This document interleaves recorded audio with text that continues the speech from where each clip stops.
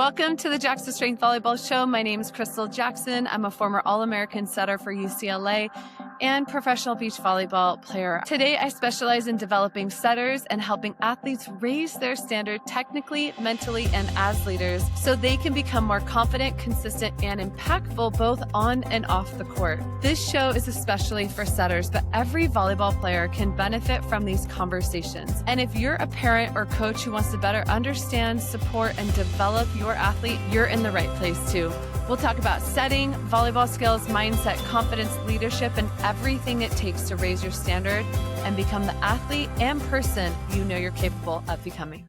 In today's episode, we're going to be talking about why you matter more than you actually realize. And this is the power of becoming an elite setter. So when you step into setting, sometimes that position calls you, or maybe you choose that position. No matter what, you are a setter, and it's the most beautiful, incredible role that there is because you get to be creative. You get to set the standard. You get to run the show, make all the decisions, and which I believe is really powerful to be in that position. And it takes a special, unique person to be a top tier setter.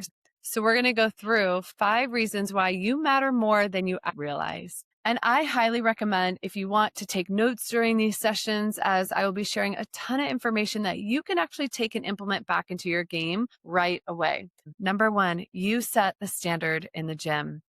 This is maybe one of my most favorites because being a setter has a lot of pressure. And like I said earlier, you chose this position, or maybe this position chose you. But either way, you get to remember that you set the standard in the gym. Your team will respond to how hard you work. If you're the hardest worker, you raise the level of play in the gym. And to me, that's one of the most beautiful and amazing things to do when you walk into any gym. So whether it's your club team, your high school practice, your middle school practice, or maybe you just go play for fun, be the person that sets the standard in the gym. Your players will work as hard as you do if you're the one that's setting the standard. And the other way I like to look at this is, how can I expect my libero or outside hitter or middle or whoever lay out for a ball and go for a ball if I'm not willing to do it myself? So when I say be the hardest worker and set the standard in the gym, as the setter, it's important that you do that because your team will know you always have their back.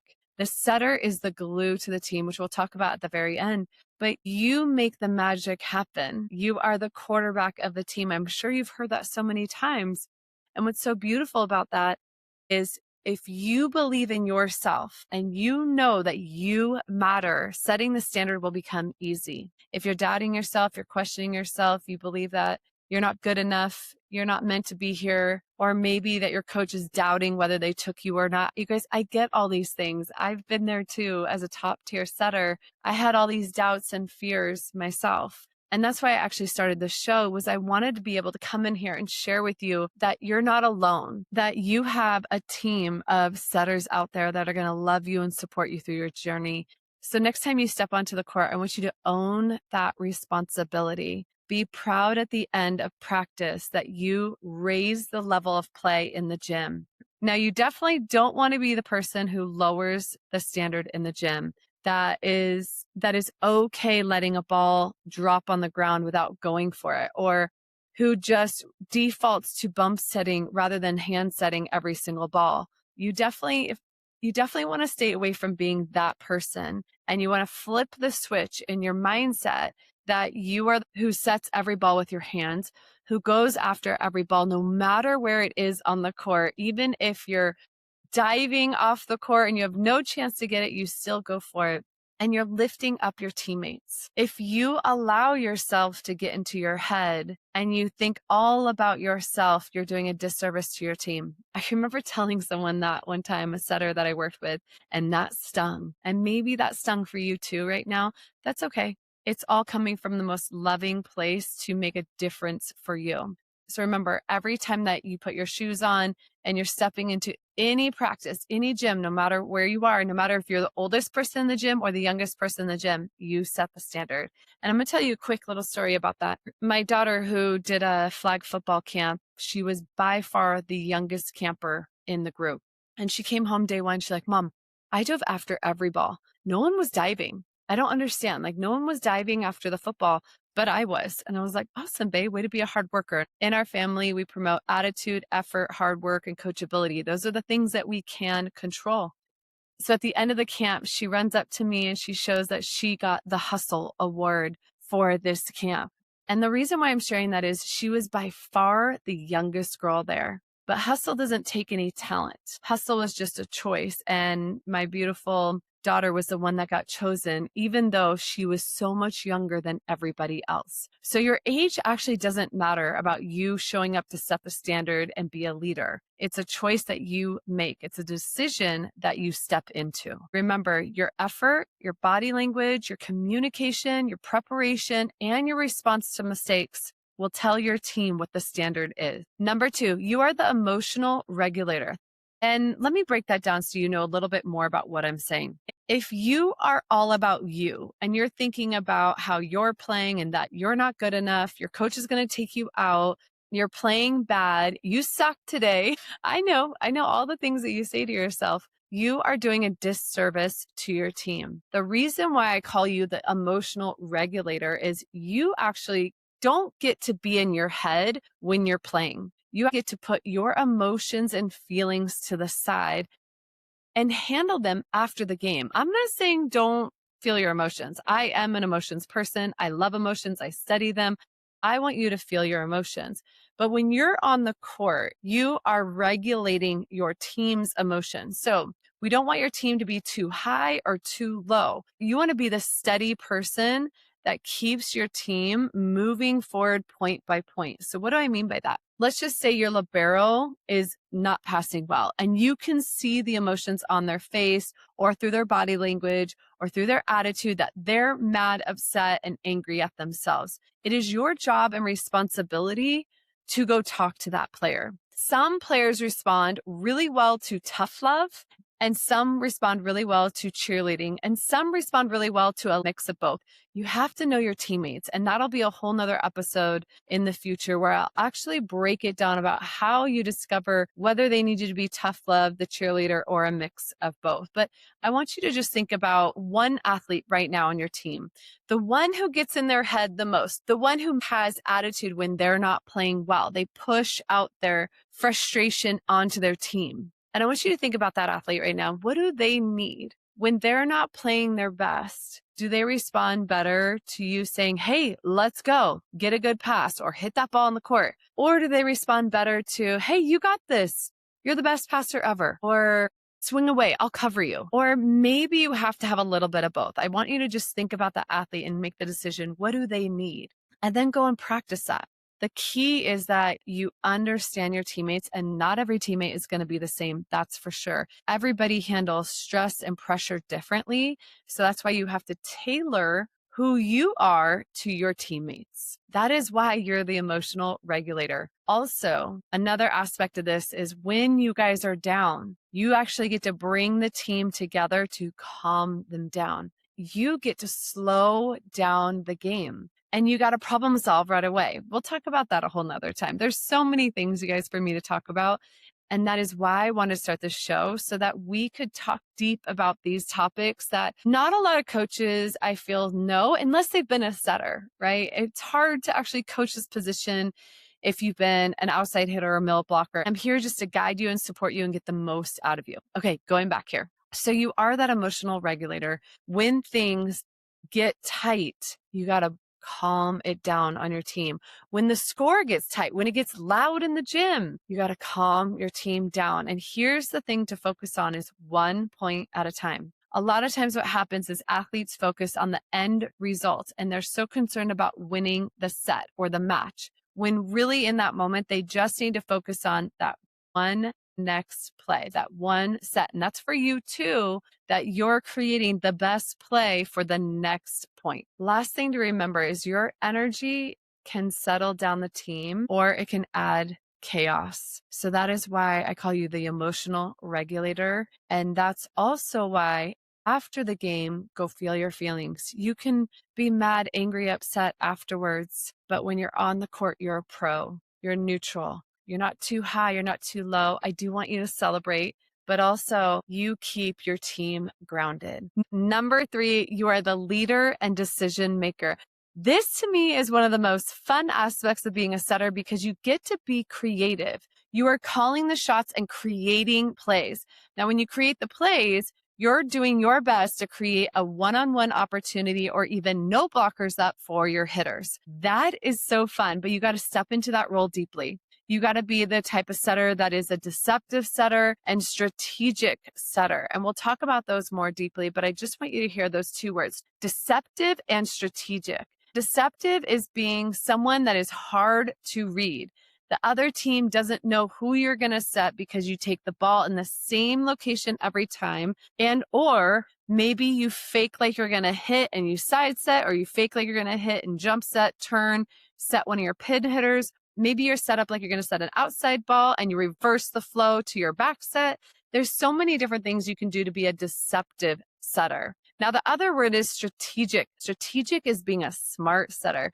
Strategic is looking at the blockers when you're in serve receive and finding the weakest blocker. You're trying to get your go-to hot hitter on their weakest blocker. The more you can do that, and at the same time, try to get one or no blockers up. When you do that, you become a strategic setter. Maybe you're creating a play so that you set the ball over and dump or even turn and hit the ball. Setting is not just setting. When you are an offensive setter and an offensive, that helps your team create more points. So remember, setting's not just about setting.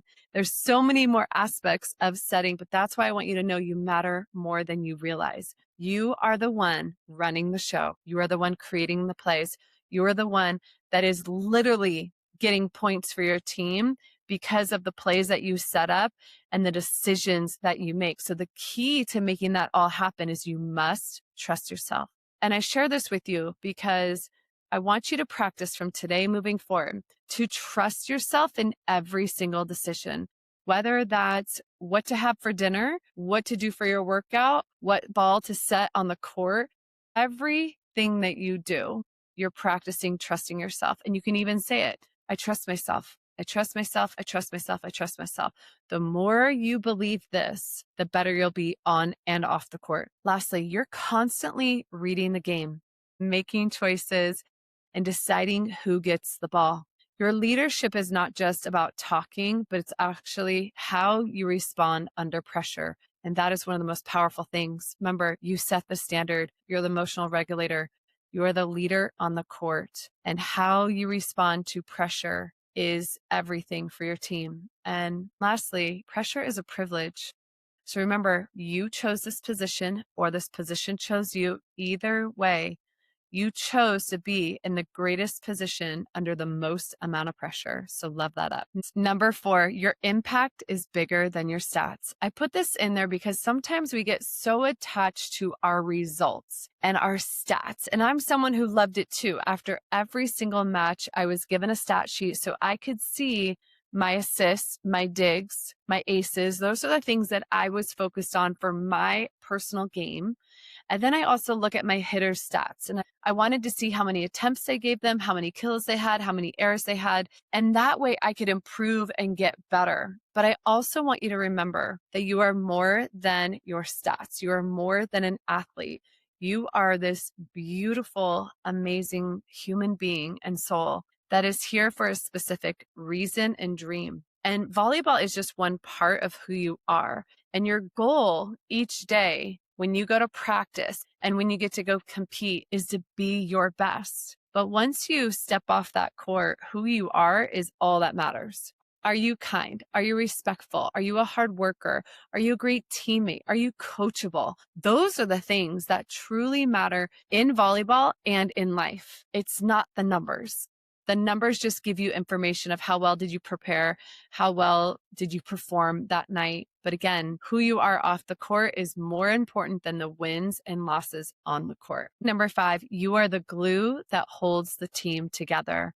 Hopefully you can see I've painted this beautiful picture for you of how you set the standard. You emotionally regulate everybody on your team. You ground your team. You are the decision maker and the leader. You're more than just your stats, and you are the glue that brings the team together. When you know how to lead yourself first, you can lead anybody. And so when you focus on being a powerful leader, being someone who is their word, trusting themselves, then leading is very simple and easy. Physically, mentally, energetically, you are that person that brings the team together. You're touching a ball every single play. So of course you have this role that is so much bigger than most people realize. You got to remember, you connect every part of the team. You're the one that takes any pass, whether it's a good pass or bad pass, and put up a hittable ball for your team. You are so valuable. You connect it to the hitter. You also know what everybody needs. And if you don't today, that's okay. It's something that you get to step into.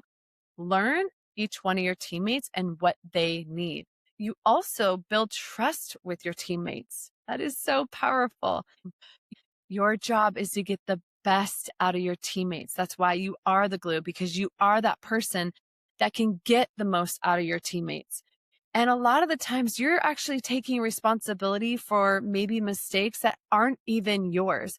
But that's what we do as a setter, is because that way we can take the pressure off our hitters and passers, and we can handle that. You are the one that helps repair the team after their mistakes. Your energy matters so much more than you might even know. And being the glue is an honor. It's a hard position.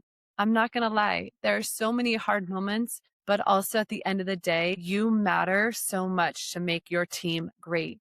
And the last thing I'll leave you with, the better you are, the better your team will be. So when you go off and you practice on your own, I want you to remember that the better I become, the better my team will be. And you lift your team up. So I hope you found value in this episode today. Feel free to reach out to me on Instagram or send me an email and share with me your biggest takeaway. I love getting questions from you and excited to further inspire and impact you to become the best version of you as a setter and a human being.